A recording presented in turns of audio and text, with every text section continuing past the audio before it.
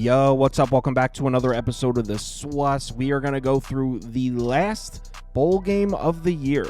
Buffalo Liberty in the Bahamas Bowl. It was a fun bowl season, man. Not a ton of opt-outs. We saw a lot of great games. Let's finish it off properly. Unfortunately, I just went 0-2 in tonight's bowl games, though. Minnesota, Virginia Tech, that overlooked like good money at halftime. It was 21-10. I had 42.5. They scored 3 points the entire second half.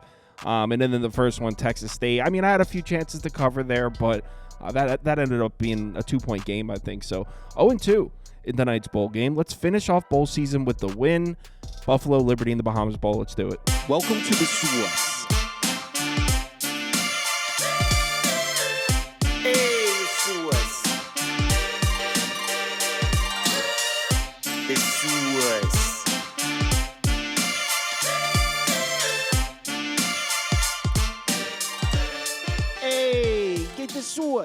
All right, like I said, Buffalo versus Liberty in the Bahamas Bowl. This line is now 3.5. This is at 2, then 2.5, then 3. It's now 3.5. Liberty's catching here. Total sitting at 50.5. Let's take a look at the pie charts. And according to the data, action's coming in pretty split, slightly leaning towards the Buffalo side. Over 50% of the tickets, over 60% of the money. As I always say, take this data with a grain of salt. So let's get into this matchup, and we'll start with the Buffalo offense against the Liberty defense. Now, if you look at the raw data, it looks like Liberty has the huge advantage on this side of the ball. They're 45th in yards per play, 46th in success rate. Buffalo's offense is 93rd and 113th. But look at the schedule-adjusted metrics: effective rush, effective pass, and OFVI.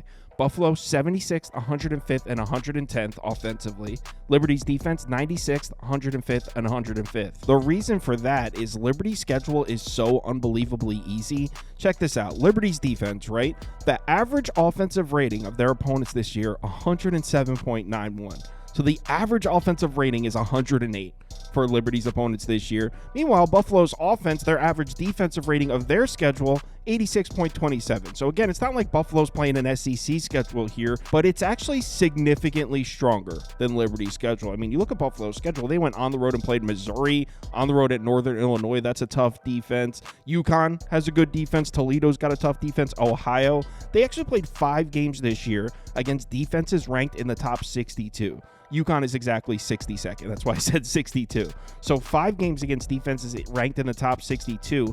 Meanwhile, Liberty's defense, want to know how many offenses they've played in the top 82? 1. Jacksonville State at 52nd. That's it. The next highest rated offense that Liberty saw this year was Western Kentucky at 83rd. So Buffalo's played the significantly stronger schedule here, which is why when you look at this data, like, oh, Liberty's defense 45th in yards per play, 46th in success rate. Look at the schedule adjusted metrics. It says these two units are actually pretty close. And the Buffalo offense is going to be at full strength for this one. Actually, they're going to be at full strength on both sides of the ball. No expected opt-outs on either side of the ball for Buffalo. Cannot say the same thing for Liberty. They're going to be missing a defensive tackle, a linebacker, and a safety. The safety's actually hurt. He didn't opt out. He's injured. But 3 starters missing from the Liberty defense. Now, we just talked about the strength of schedule for Liberty's defense. Just to lay it out for you, they've only played 3 games this year against top 100 rated offenses. Top 100. Jacksonville State, UMass, and Western Kentucky. In those games, they actually didn't play well defensively. 28.7 points per game allowed, 6.66 yards per play, 46.2% success rate. In their other 8 games against offenses not ranked in the top 100,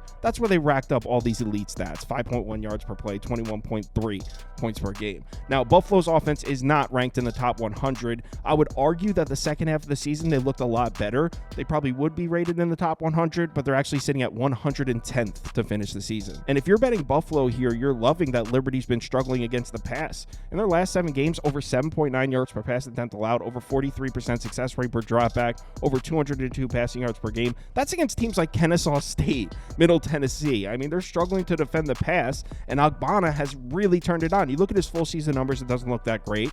I mean, 7 yards per attempt, 19 touchdowns, 5 interceptions. But the second half of the season, specifically those last 6 games, Agbana was slinging the ball, man.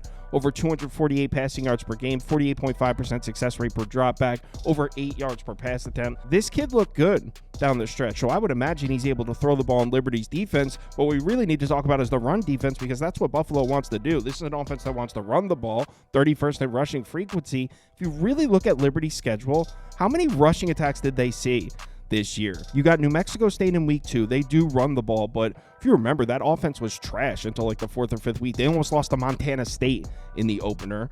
ECU, okay, that's an offense that moves the ball a little bit. That was before the quarterback change when they sucked, but still 4 yards per carry, 127 yards, 43% success rate in that game.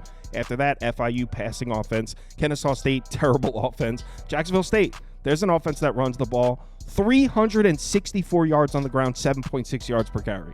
Jacksonville State ran the ball all over Liberty. After that, Middle Tennessee, passing offense all the way.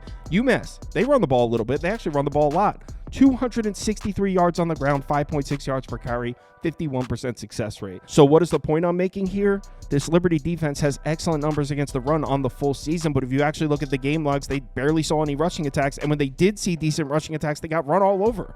So I think Buffalo can run the ball on Liberty as well. I think Buffalo's going to be able to move the ball in this game. Now, what about the matchup on the other side? We got Liberty's offense against Buffalo's defense, and this is where Liberty should have the advantage. They're 37th in yards per play, 7th in success rate. Buffalo defensively 76th and 84th. But again, look at the schedule-adjusted metrics. I mean, Buffalo, 93rd in effective rush, 110th in effective pass, 96th in DFEI. Liberty, 31st, 120th, and 80th. So again, the strength of schedule comes into play. The schedule-adjusted metrics have these two units closer than the raw data indicates. And oh yeah, Liberty's missing a ton of pieces on the offensive side of the ball. Quarterback, Salter, out. Running back, Cooley, out. 2 pieces on the offensive line, and a 3rd offensive lineman missing who would be starting if he was there. So this Liberty offense is nowhere near full strength right now. And again, against a Buffalo defense that no expected opt-outs. This Buffalo team is coming in full force to this one. So again, we're leaning towards Buffalo. Starting at quarterback for Liberty is Ryan Berger. It's his first career start. He has 24 career pass attempts. He's a sophomore. Not going to pretend to know a ton about him. I don't. I will say the weakness of this Buffalo defense has been the pass, though. This secondary is not very good. In the last game of the season, they did a great job against Kent State. 102 passing yards, 5.7 yards per pass attempt. In an elite defensive performance against Kent State in the season finale. In the 5 games before that, they were allowing over 318 passing yards per game, 9.68 yards per pass attempt, success rate up close to 51% per drop back. So like I said, this Buffalo pass defense is very vulnerable. This is not a good pass defense. The problem is we got a quarterback making his first career start here. They're missing pieces on the offensive line. I mean, how could we even trust this Liberty passing attack? Keep in mind, Liberty is an offense that wants to run the ball. They're 6th in rushing frequency. Only 5 teams run the ball more frequently than Liberty does. The thing is Salter part of that? Now that they have a different quarterback, are they going to throw the ball more? It's really impossible. I shouldn't say impossible to say.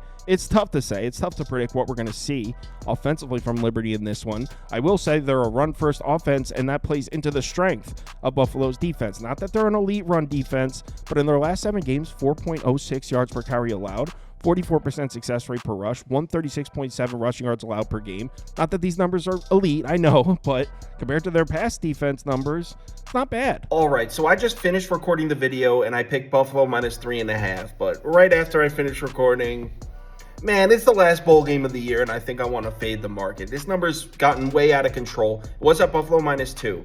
It's now 3.5. The total's been bet down. So sharp action is very clear. Buffalo and under. So I think I'm just going to fade the market, play the tail end of the line here. Liberty team total over, which is at, 1 second.